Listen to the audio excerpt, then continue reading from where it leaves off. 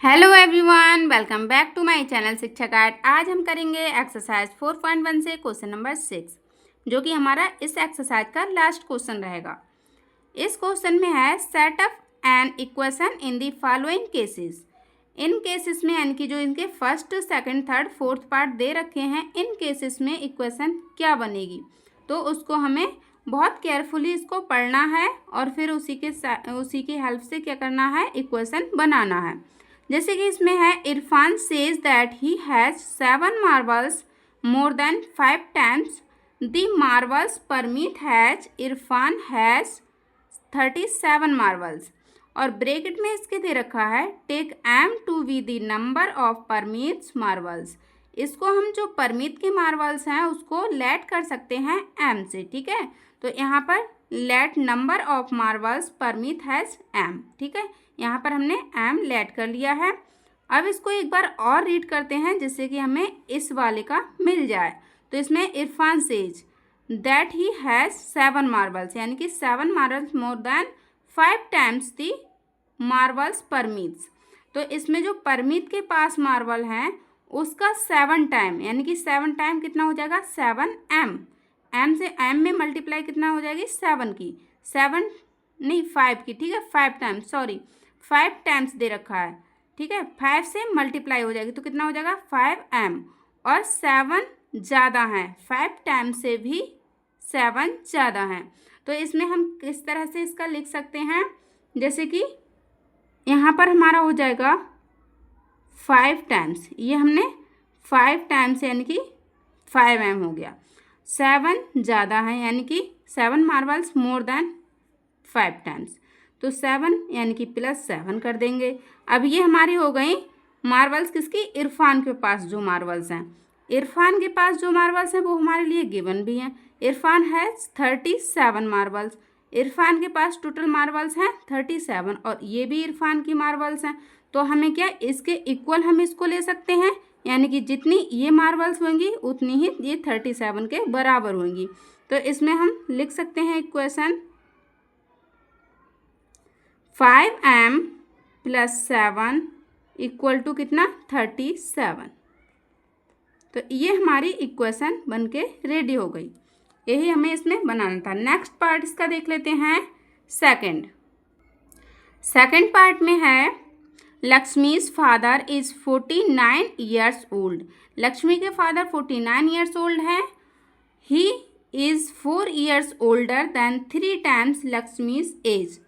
Take Lakshmi's age to be y years. जो लक्ष्मी की as है उसको लेट कर सकते हैं y। लेट लक्ष्मीज एज, तो इसको y ईयर्स, यानी कि ये y ईयर्स हो जाएगी, ठीक। अब हमारे पास क्या है, क्वेश्चन भी दिखना चाहिए।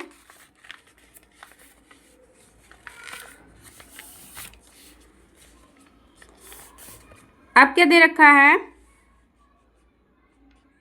बाय हमने लेट कर लिया, देन हर फादर्स एज, तो उसके फादर की एज क्या होगी, ठीक है। यही तो हमें बताना है।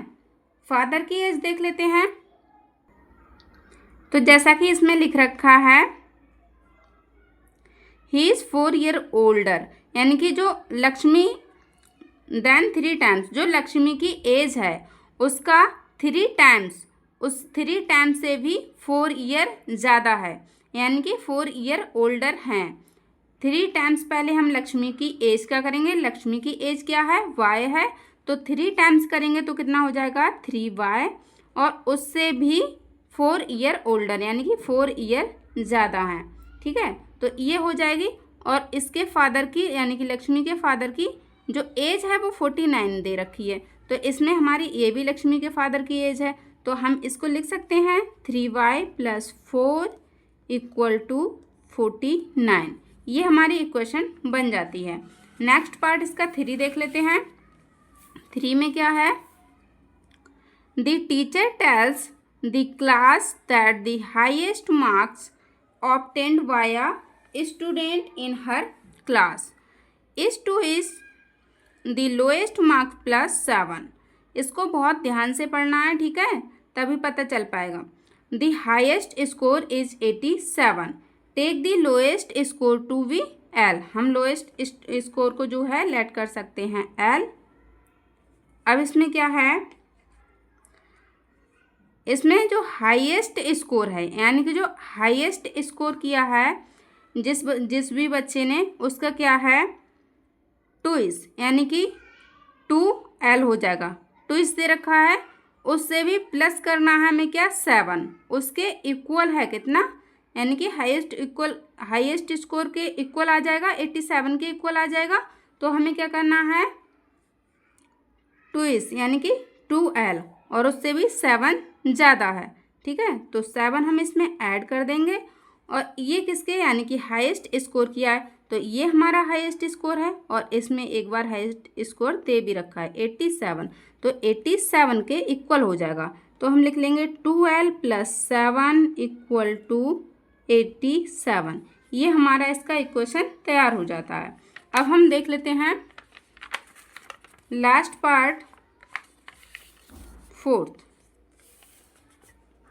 इसमें दे रखा है in an isosceles triangle the vertex angle is twice either base angle.